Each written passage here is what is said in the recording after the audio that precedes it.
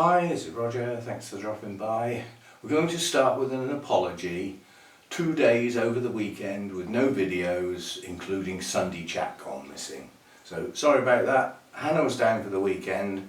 I was just lacking energy and everything, probably due to the workload, the previous week and everything, and the drive on top of that with the early start on Saturday. So I just didn't feel like doing anything this weekend. So that's the reason there were no videos. So this will be like the Sunday chat equivalent. Shall I call it the Sunday chat? I'll think about it. But I often have a bit on the end. Well, this time we're going to have a bit on the beginning. So before we start,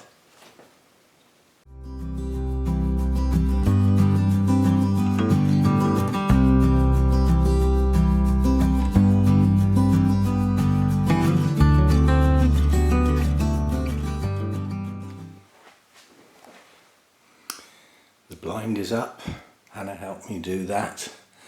So I can now shut the sun out, make this room usable. And hopefully the radiator works to a degree.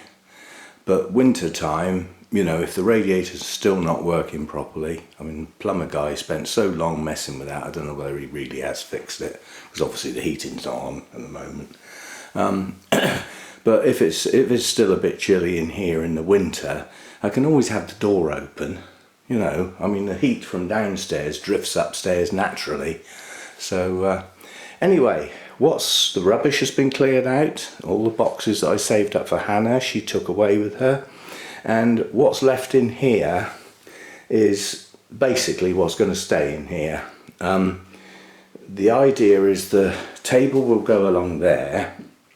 The sound system will be set up, ready to go, so that it can just plug into the laptop when it comes up here. But most of the work I'll be doing in here will be done on headphones anyway. The drum kit's going to go in this corner, sort of across there, far enough out that I can get behind it. Because when I'm using it, it'd be nice to be facing into the room so that I can see the screen on the laptop and what's going on if I'm recording. So that's that. My big racks of CDs there, I doubt if they'll stay in here. I haven't played a CD for about 5 years. I tend to just find something on YouTube if I want some music. So we'll set everything up on the table. So, I can have my sound controller. The speakers from the sound system can be dotted around the room in some shape or form. My guitar amplifier will go under the table. That may well get used, but not the speakers. I'd still probably go through the headphones. And I've forgotten what's in this box. I think it's wires. Yeah, it's my microphone and lots of leads and things that were all put together in the old house. So that'll get unpacked and then the box can go. Whoops. Those two guitars have got their rack. The old acoustic guitar doesn't need a rack to stand in because it stands up on its own, so there's no strain on the neck. So we'll be okay. And I found this in amongst what was on the top of that box. I've been looking for that for flipping ages. Because after I moved house, I was aware that I had it, but couldn't find it anywhere. So I found that, so I'll take that down with me now. That's going to go in the lounge. So yes, this room can be set up, ready to go, and then whenever I want to use it for recording or anything like that, I just bring the laptop up and everything just plugs straight into the laptop, all ready to go. And I'm not short of sockets in here. There's 2 there and 2 there, so I've got 4 separate sockets here, so I don't need a mountain of extension leads up here running everything. A lot of things can just be plugged directly into the wall.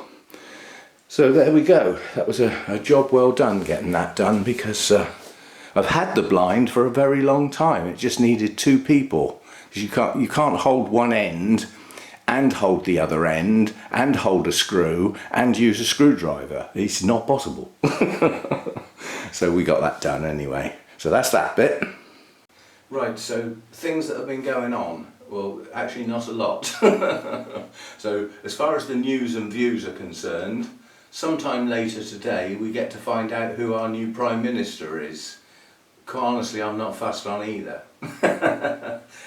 They have both got a totally different set of ideas about what to do about the current situation with soaring prices, energy going through the roof, you know, people looking at fuel poverty and food poverty alongside each other for the winter, and they've both got different ideas about what to do with it. I prefer one of their ideas over the other one, and I would prefer to listen to that same one rather than listen to the other one. But I don't do a lot of listening to either of them, because the problem is when they speak and they say what they're going to do, it very rarely happens. And I don't know in what other arena in the business world and things like that you can get away with doing that, but you seem to be able to get away with it in politics. You can promise the earth to gain the power and then do none of it. It's just still that's the situation, that's the system rather than the individuals involved. Quite honestly, out of the choice of the two we've got now, I prefer to have kept what we had before. At least that guy got stuff done. I would imagine poor old Boris got the worst period there has ever been to be the Prime Minister. Dealing with Brexit, now okay, you got that done, but you didn't get it absolutely spot on. There are some flaws in it.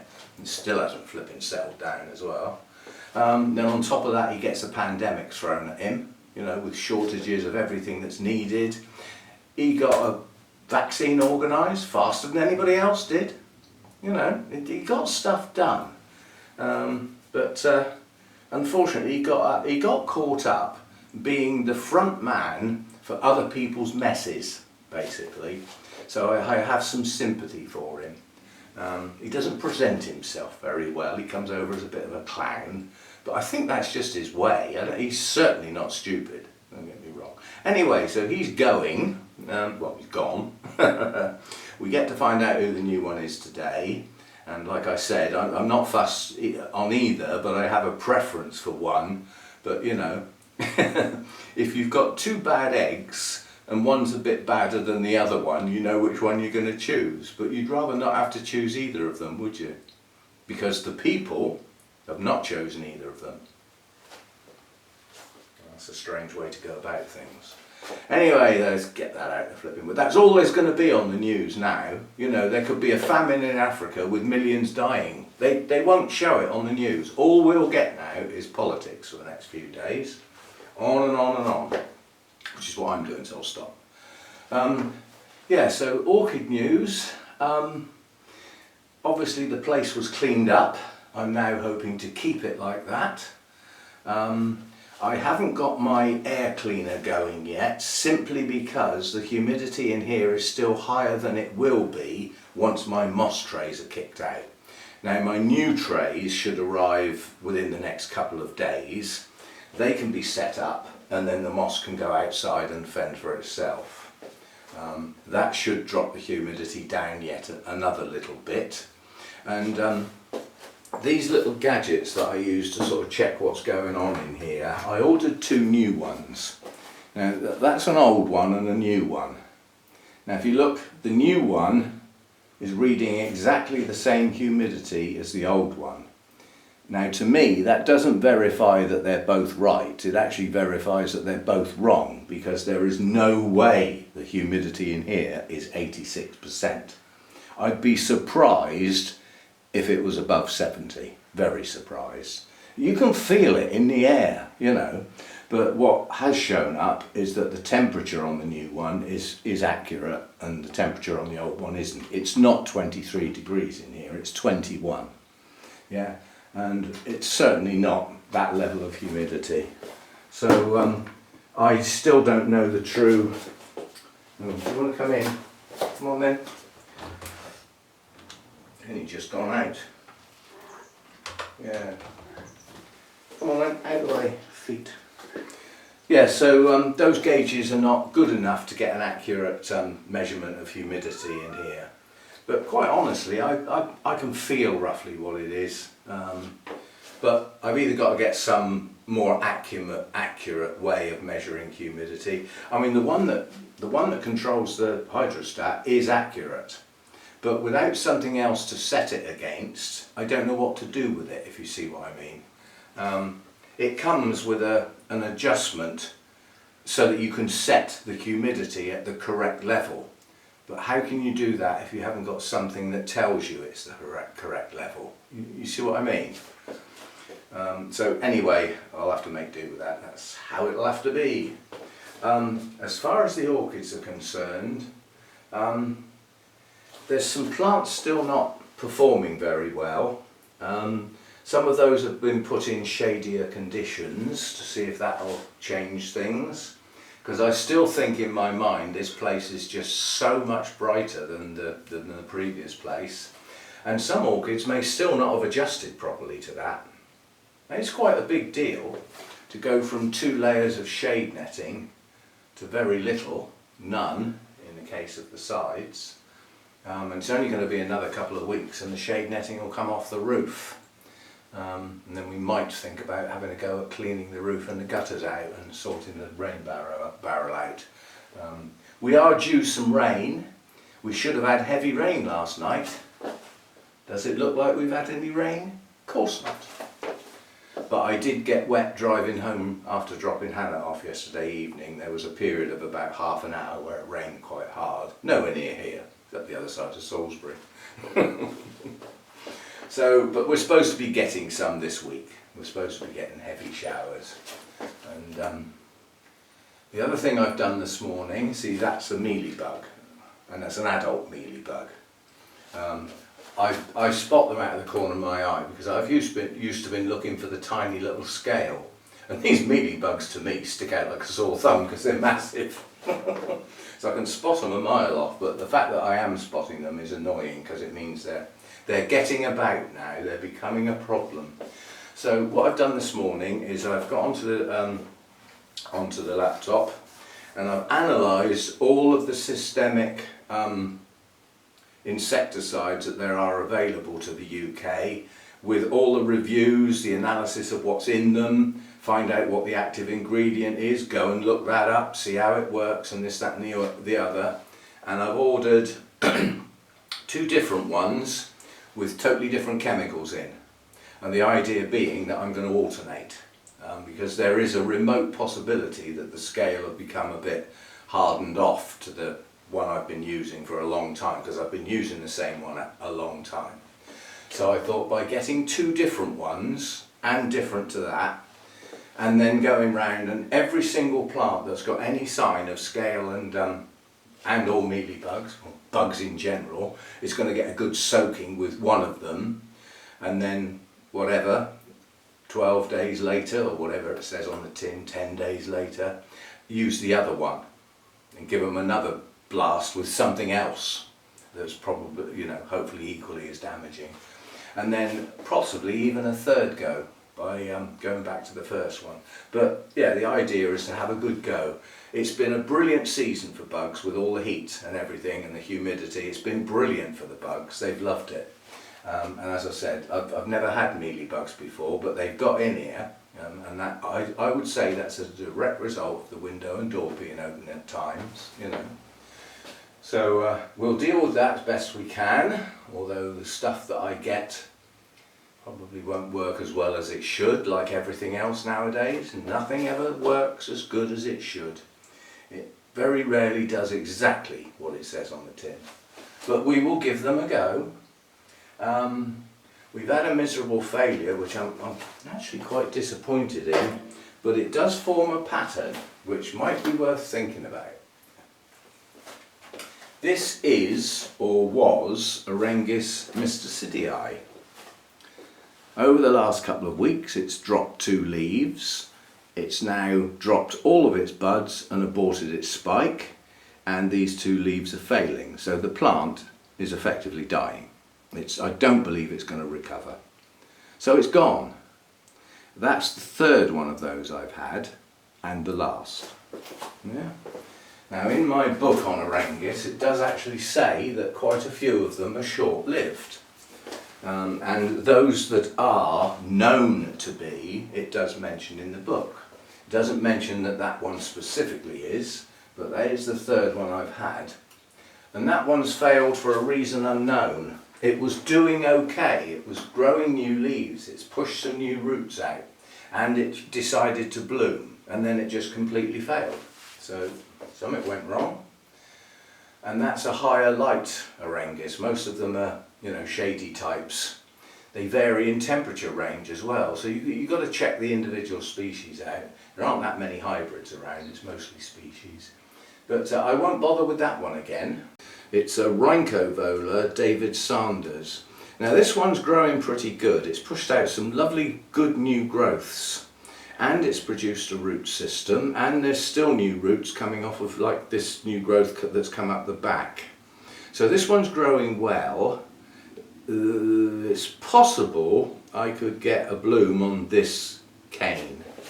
This is the telltale sign. So when you get a new growth that hasn't got that bit, they're probably not going to bloom.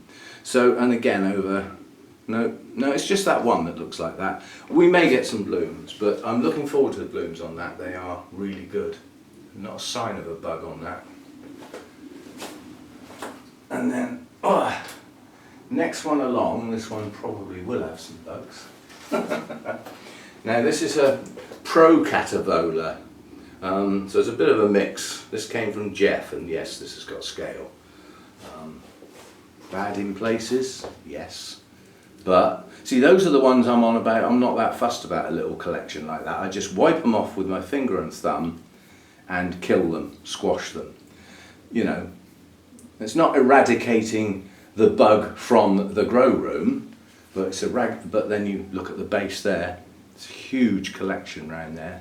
So this is one that comes into the category, I've seen it and I'll deal with it. So I'm just getting the dead leaves off, because where the dead leaves are, that's where they get. Now I'm just going to put that down on the table to throw away at a particular time. Well, I'm not putting it down with live ones on. They are mobile. Yeah, so this is another one. I've seen it, so I will deal with it. I'm going to run out of this stuff soon. And these are the plants that don't do very well with systemic sprays. The reason? Their leaves are stiff and shiny. And I'm reasonably confident that the systemics don't actually soak into the plant properly. It dries before it gets a chance. But nonetheless, we give it a good go. And most important, the whole of the pseudobulb right down to the base of the plant and the root system. There's a lot of dripping going on over here. I will get the floor cloth and mop that up. Weird actually, I mean, I had a bucket of the Visan 20 and a floor mop and washed the whole of this floor thoroughly. Earlier today I got one of my new floor cloths to wipe up, well, some of that I'd done earlier today, and the floor cloth was quite grubby. So the floor's not clean. Not clean, if you know what I mean. Anyway, that's another one done. Where did we get to? I was going to say I haven't really finished coming along there. But I don't want to do all the same thing. A bit of variety. I mean, this is an actual Cattleya type thing rather than Brassavola. This is an Epicattleya, and this is Volcano Trick Orange Fire. And there are a few bugs on it. Why aren't there loads on it? It's quite a strong plant, but look at the new growth. They've gone for that. They've gone for that, haven't they? And that means that that new leaf there has now got tiny little spots on it. Forever. That's where they've bitten into it, on the soft tissue. So they're on there, not to a great extent. There's a few adults around, not many. So that's not what I would call infected, it's just got some on it. Not the end of the world, but there's some down in that leaf joint. That's where they love to get, there. And down round these joints here, and then round the base of the pseudobulbs, and the base of this pseudobulb is covered in them. So yet again, I've seen them, so we'll do that one as well, and then I'd better stop picking them up because this is going to interfere with what I've got planned, because I've now got to try and remember the ones that have already been done. This is systemic, yeah? It's also contact, but it's systemic. And I don't want to go putting another product on here within a few days of putting that one on, because that's like doubling up the chemical inside the plant, which may not do it any good. I don't know, but I wouldn't want to risk it. That's the way I look at it. So very important when you're using systemics, you have to cover every part of the plant, which is totally illogical in my mind, because if it's systemic and it's going to work its way around the whole plant, because that's what systemics are supposed to do, why do you need to worry about covering every single part of the plant if it's going to move around the plant and do its job internally? But all of them, all of the instructions on systemics say, you know, absolutely soak the plant up to runoff, stems, leaves, base of the plant. They don't necessarily say on the instructions to do the root system, because of my worry about the chemical actually getting into some of the plants, because it doesn't soak into the leaves very well. I always do the root system as well, which would be the top of the pot given a good soak, and on a mount it's, you know, the whole of the root system gets down on the mount.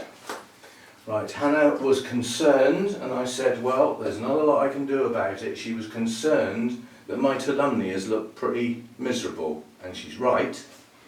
But what she was pleased about is that tiny little one there that I never thought would make it. It was just one tiny little growth.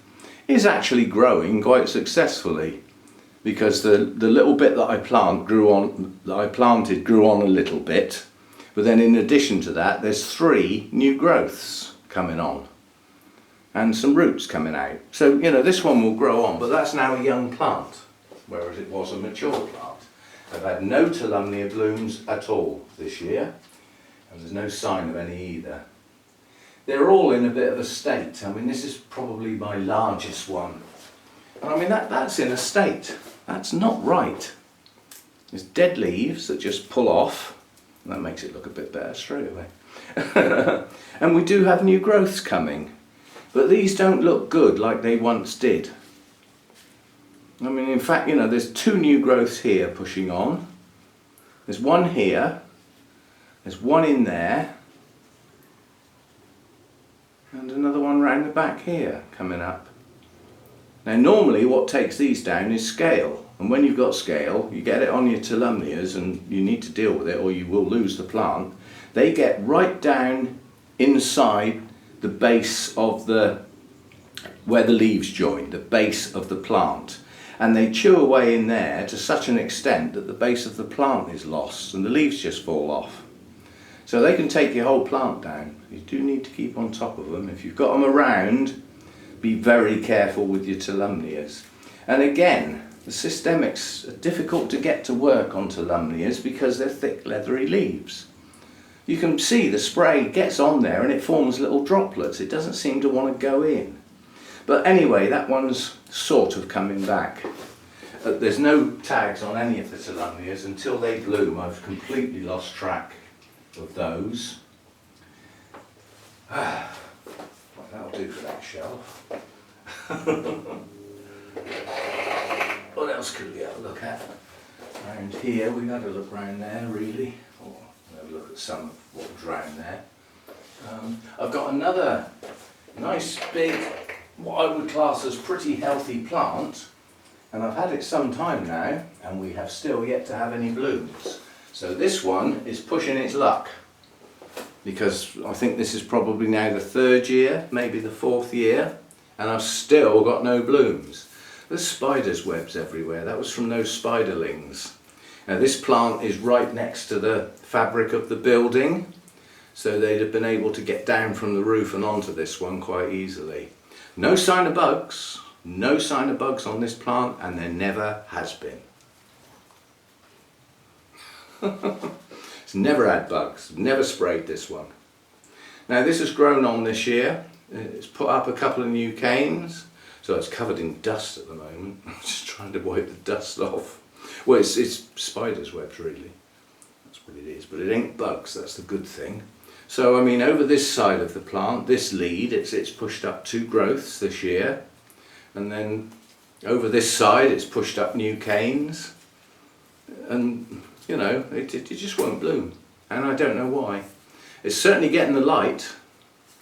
It's very unusual to be able to say that my plant didn't bloom because it was getting too much light. You're more likely to frazzle your leaves if it's getting too much. So I'm just double checking that this is just sort of dust and cobwebs and stuff. So that's it hasn't got a tag on it, and I forget what it is, but it's a species epidendrum, I think, something like that.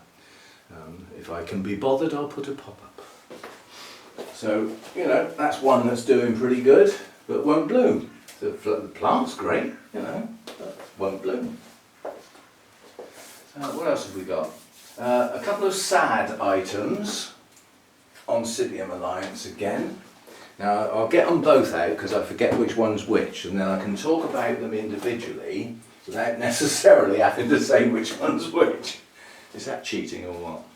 Right, now one of these is the Shelob Tolkien, and one of them is Oncidium Sweet Sugar, although that's been renamed now. Not here, it hasn't. And this one's got a rotting bulb round the back here. It's not wet, it's just totally discoloured and it's starting to go soft, so that needs cutting off at the rhizome. And that's produced this new growth this year that's not full size, and the roots started to fail. They're aerial roots. So the only thing I'm going to say about that is I need to get that bulb off, and this doesn't like being on a mount. The roots need to get into something, they're failing. Now there's loads of little new roots coming out here, so I know I've got that one in my hand, but here there's signs of new root tips. So now's a good time to do that. Leave that one out, whichever one it is, and then whichever one that is, this is the other one. So whatever that is, this isn't. And this one's doing it as well.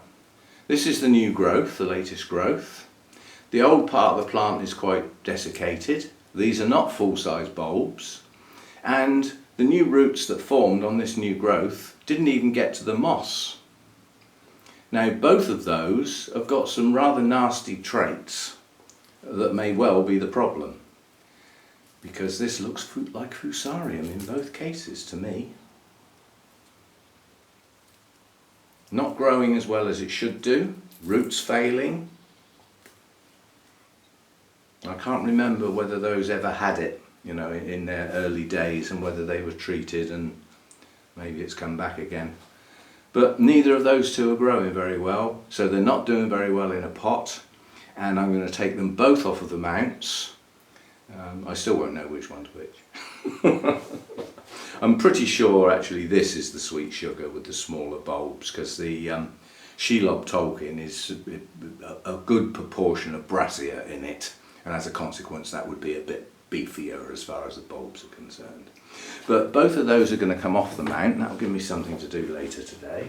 And I'm going to take a lot of the old part of the plants off.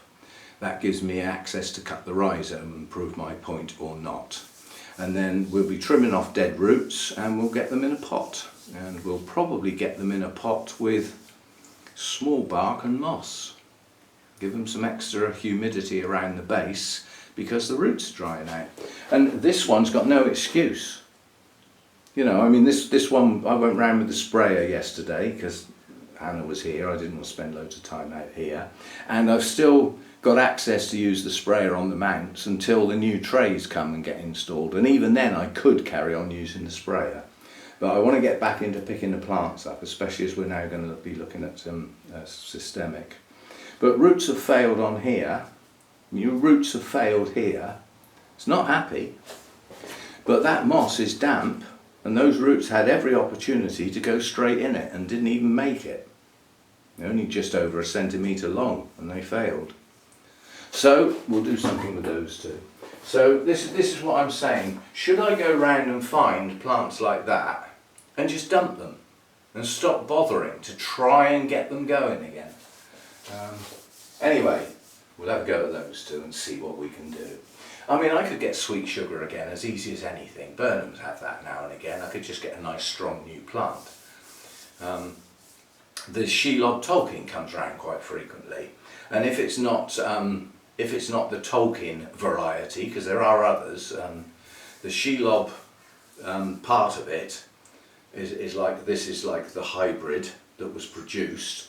Tolkien is like the special version. You know, we chose this one because it was better than the others and registered it and got it a name, Tolkien, but there are others. Anyway, so that's where we are, and I'm going to leave it at that today because I've got to process the video and I've got some other bits to do.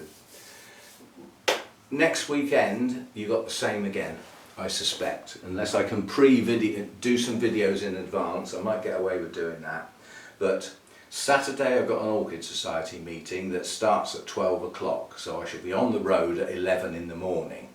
So that gives me a chance to do anything that's desperate out here before I go. That probably wouldn't include a video though, unless I'd filmed it Friday. I'll see what I can do.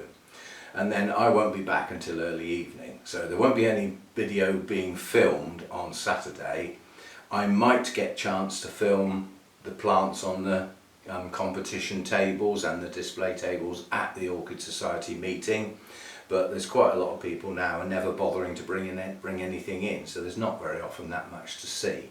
And I've got a busy meeting because I've got to take the new laptop along, and the sound system and the new projector, which is mine, which I've donated to them, and set that lot up pointing at the screen with like a video playing. I'll probably use a video that was taken of one of their shows, which will just have music on it, and showing the whole system connected up working. So this is the video, and the soundtrack from that video is playing through the sound system using the projector and the laptop that, you know, the society paid for the new laptop to get future-proofed, and this is it all connected up and working, sort of thing.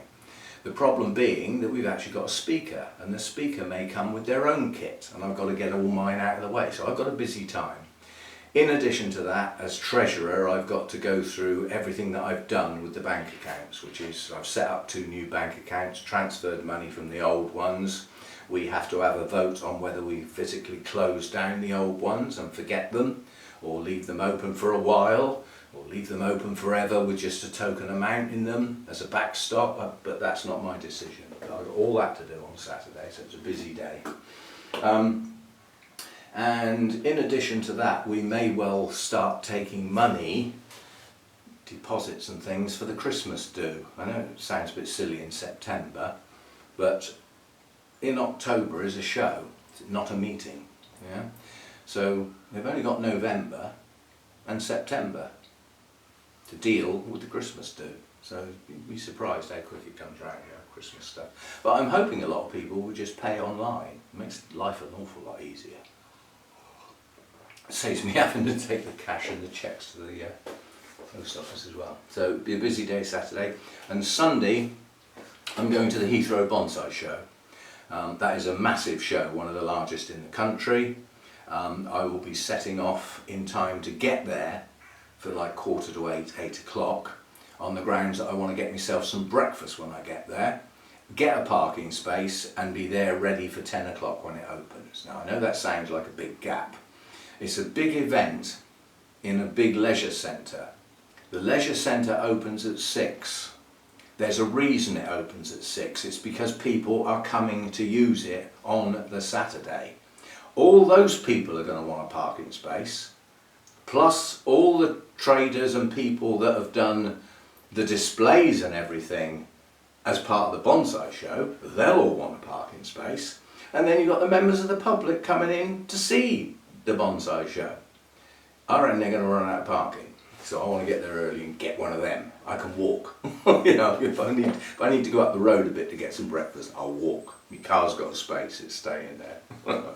And obviously I'll film that. That's not of interest to everybody, I know, but that'll go over on the bonsai channel, not on this one. So that's next weekend taken up. Both days I'm out, so there won't be much filming going on. So there won't be a Sunday chat again next week. And then after that my calendar drops right off. Right off. So there won't be so much going on then. So we shall see where we go. But I think my main priority out here is to establish weak plants, check why, and if part of that is a bug issue, deal with it, and at least give them a fighting chance, and get that done once and for all. Unfortunately it's twice and possibly 3 times, not just once. And then we'll see where we go from there and make a decision. Do I chuck some blinking plants out, just reduce the numbers down? You know, the less plants there are, the more airflow there is, you know, the more gap between them, sort of give them room to move and all that sort of stuff. We shall see. But the 2 Miltonias at the back here, they're looking good. I mean, these are 2 of my bigger ones, but the purple one is a bit behind.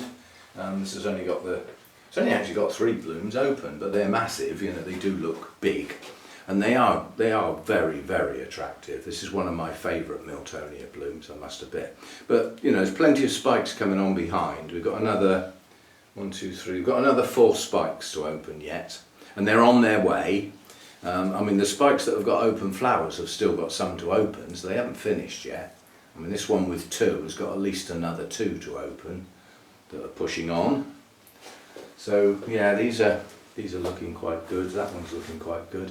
Leaves are a bit paler than I would want this year, so they've had a little bit too much light, but they tend to bloom better if they've had a lot of light.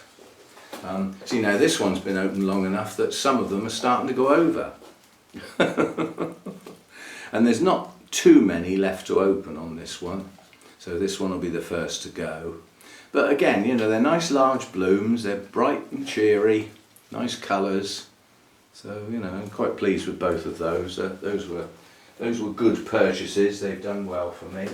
That one's the Miltonia spectabilis hybrid. It's not the pure species. It's close, but it's not the pure species. And then this one is the Morelliana, again, not the true species. The difference between this and the Morelliana is this is a larger plant and is more vigorous for a start than the true species.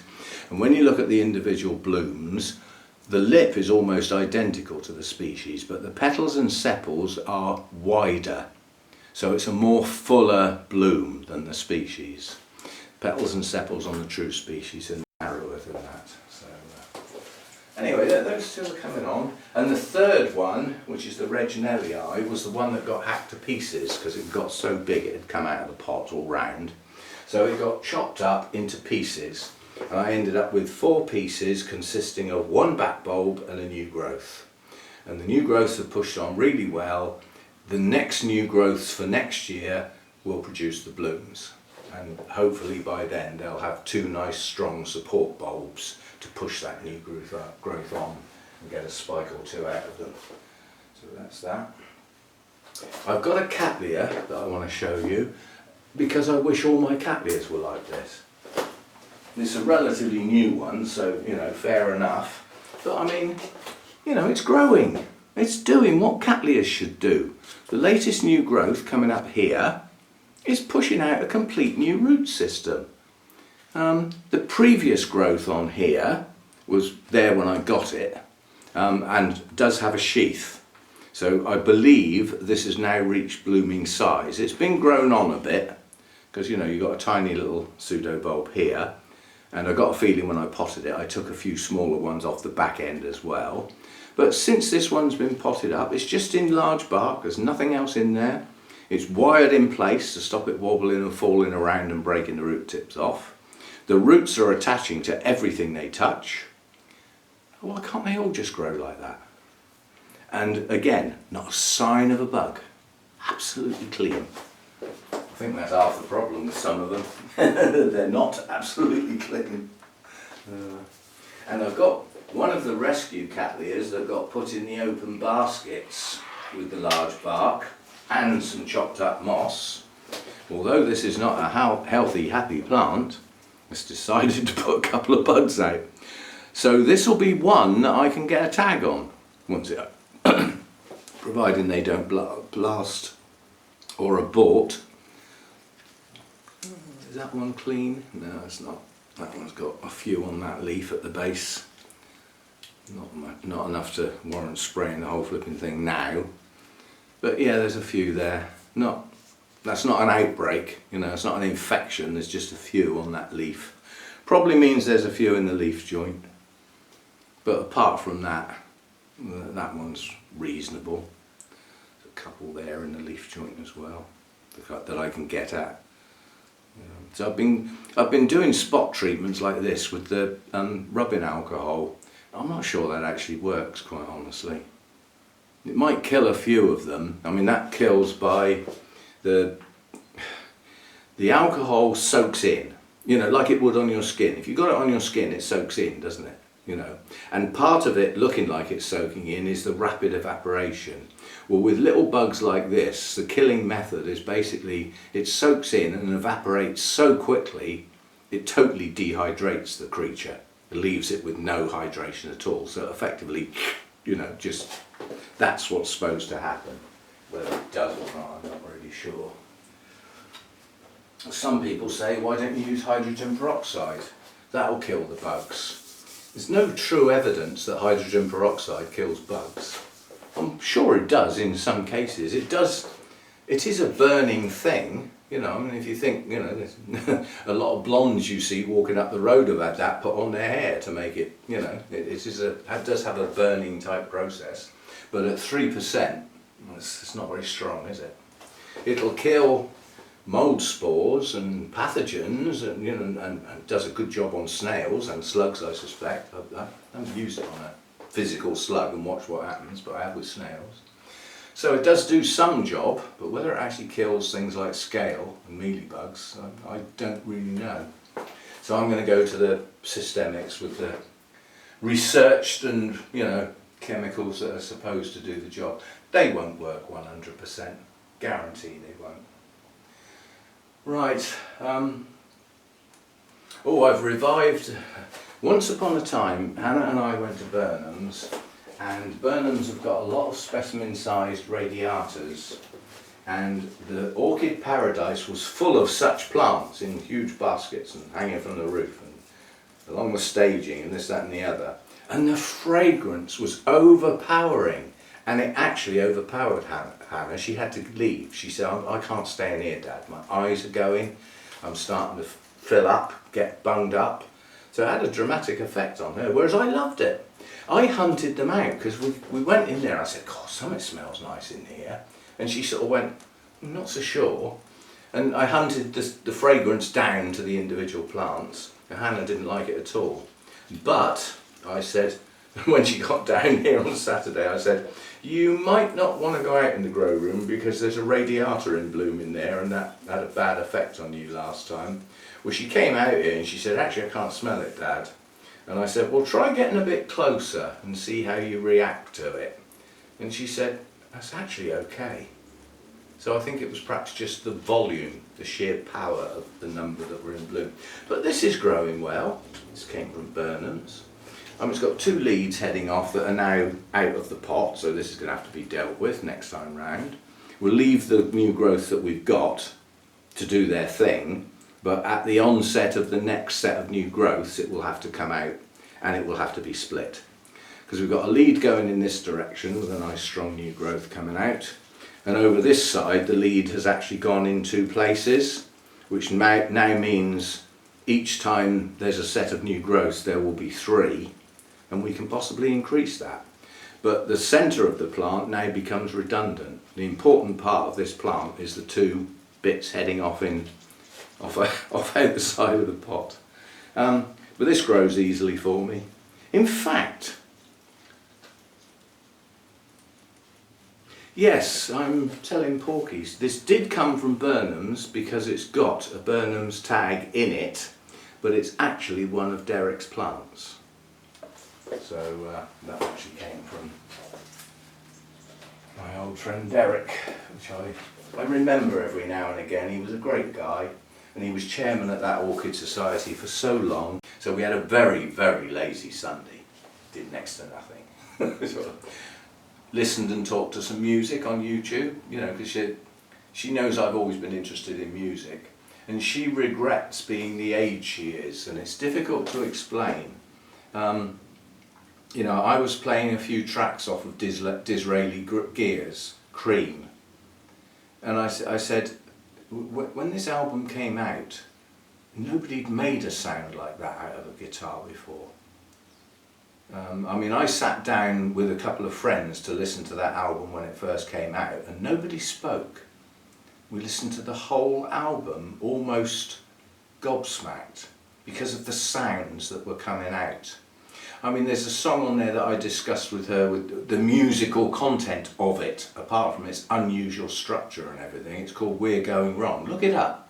We're Going Wrong by Cream. It's on Disraeli Gears. And basically it's a simple chord progression of a bass chord, let's call it E minor, but it's a minor scale, and then that goes to F sharp minor, and then goes to G minor. So it's just a simple 3-chord progression stepping up the minor scale. But at one point, Jack Bruce, the singer, comes in on what is the 9th note of the bass chord. That is very difficult to sing.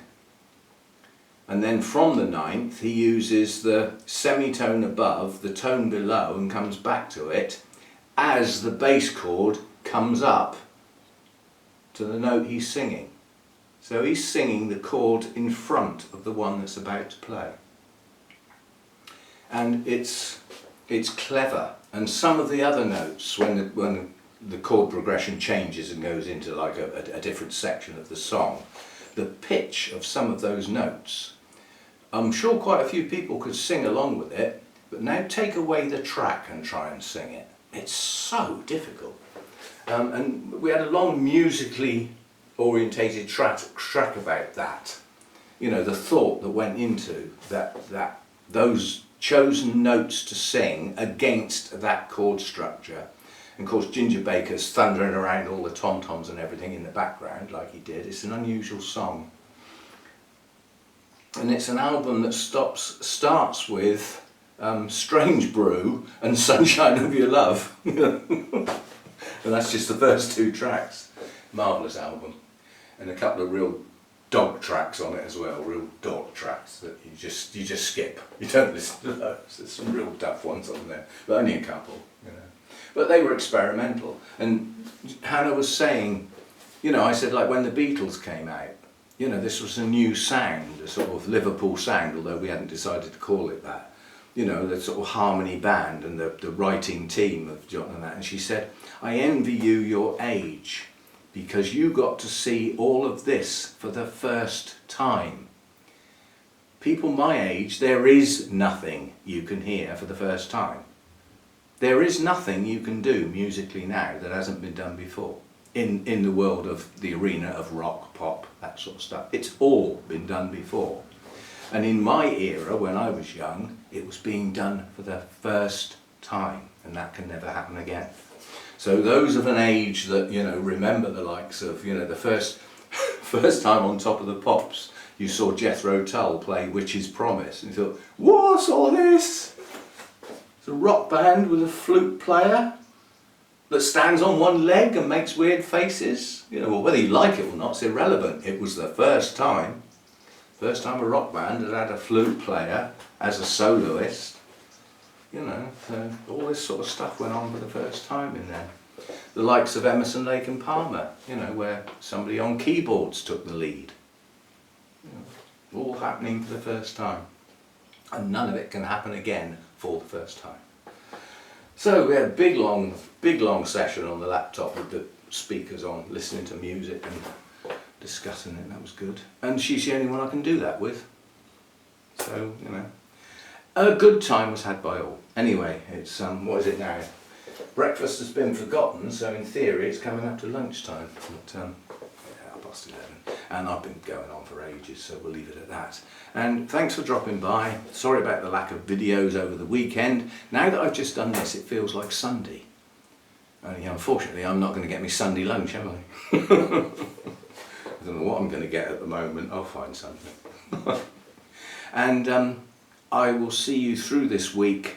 We are now in September. We will be dragging out the Project Orchids, and they're not as popular as they once were. I know that, but unfortunately I have a liability there, an obligation, on the grounds that the people that like the Project Orchids don't want to see them going missing.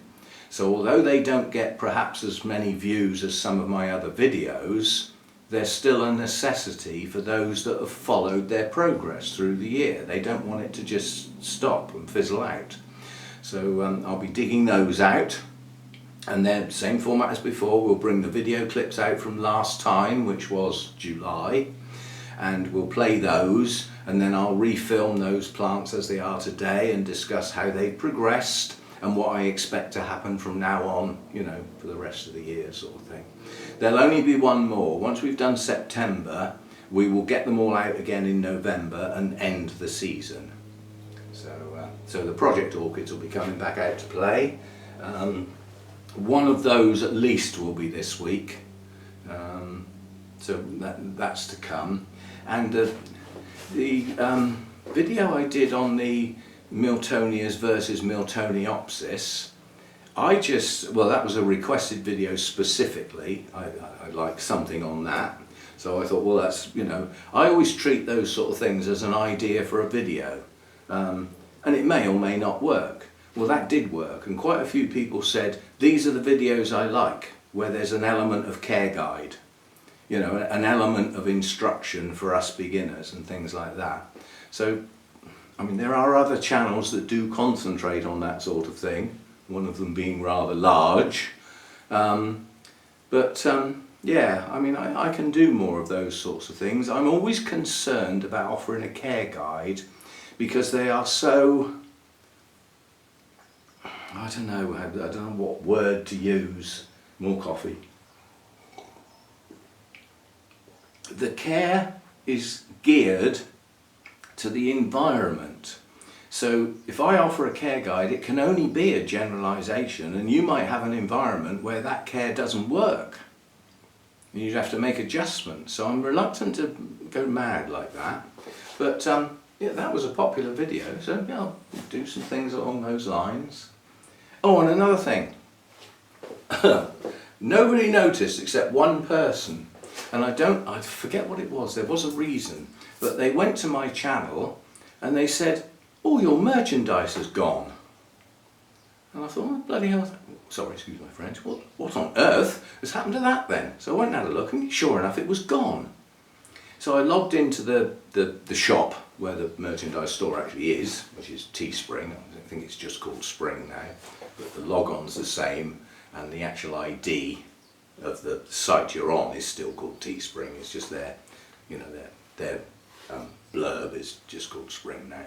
Anyway, my shop was still there, all the goods were still there. And then when Hannah came down, she had a look at it from her channel, and she said, it's not there. I said, right, well, let's have a bit of an experiment. Look at Miss Orchid Girl's channel, see if hers is there. I was only going on the ones I know have got merchandise, and she said, no, hers isn't showing as well. And then she went over to Rachel's, and Rachel's wasn't there either. And then she came out and just did a general search. So instead of going to those channels from her channel, she only has a channel to make comments, not do anything, if you know what I mean. When she came out and just went in as like on a search engine, Miss Orchid Girls was there, and so was mine. But Rachel's wasn't. And we never got Rachel's up, whatever we did, however we came at it, so perhaps she's just stopped it and doesn't do it anymore, I don't know. But anyway, Miss Orchid Girls popped up, And then we actually realised that back in the week when somebody said mine had gone, I actually closed the link down. I removed all of the ties between the two sites completely, turned it all off, and then turned it on starting from scratch in case a setting or something had changed. So I'd started from scratch, and I remember the small print saying it could take 4 or 5 days before your merchandise store shows on YouTube. And I reckon purely coincidentally, while we were trying to work out what was wrong, it suddenly fired up. Anyway, it's there. It's back. I mean, I don't make a big deal out of the merchandise store. It's there, if you know, it's under the videos. A lot of people have probably never seen it because of the device they watch on. You know, if you watch one of my videos and all you can see is the video, no writing or anything like that, you won't have seen the fact that there's a merchandise store there. But it is there, you know, t-shirts, sweatshirts, mugs, that sort of stuff. And I've kept all my prices as low as I possibly can, because I think the quality of the goods isn't bad, but it's not good enough to say the base price is 20 quid, I'm going to charge 30, because I don't think that's fair. So if the base item costs 20, I'm probably going to charge like 22.50, 23. I don't make a lot of money on it. It wasn't put there to make a fortune, it was put there for people who'd like to have something to, you know, as part of the channel. You know, like, you know, you have a one more orchid I promise t-shirt while you're watering your orchids, sort of thing. Yeah, that's all it was for. It's a bit of fun, really. And as this is the equivalent of the Sunday chat, we'll do the thanks for the subscribers, because I don't harp on that because I don't believe in it. But thank you for those that have. Those that haven't, that are watching now, it'd be nice if you did. If you switch notifications on because you fancy seeing some more videos, then, you know, do that and you'll get a ping. And thumbs up always helps the channel go, you know, all that sort of stuff. Big thank you for the patrons, because that is, in my mind, I think that's a little more difficult for me to justify on the grounds that times are hard. So actually making a monthly contribution to help all this continue, which is what that is for, is a little bit of a liberty on my part. But thank you very much for those that have hung in there. I know some have dropped out, that's fair enough, I'm not having a go. And there have been a couple of new ones. Big thank you to you for doing that. And the buy me a coffee thing's still there. Strangely enough, the Miltonia versus Miltoniopsis actually prompted 3 people to buy me a coffee to say, like, thanks for that video, because that's what that's for. That's not a regular contribution thing. That's more like that video was good for me. I got something out of that, and as a thank you, I'll buy Roger a coffee. So that's still there as well. All these links and everything are down in the description, which I know some people have never seen because of the device they use, but they're hanging off the bottom of the video, they're there. I don't think you can see them on the TV. There isn't much you can do on a TV, quite honestly, apart from watch the videos, you know, on a nice big screen with hopefully a reasonable sound system. So there we go, that's it for today, and yeah, thanks for dropping by, and sorry you missed a couple of videos over the weekend, but you know, it's not as bad as if I'd gone away for a fortnight and you had a fortnight with no videos. It was only a couple of days. So I'll see you next time. Cheers.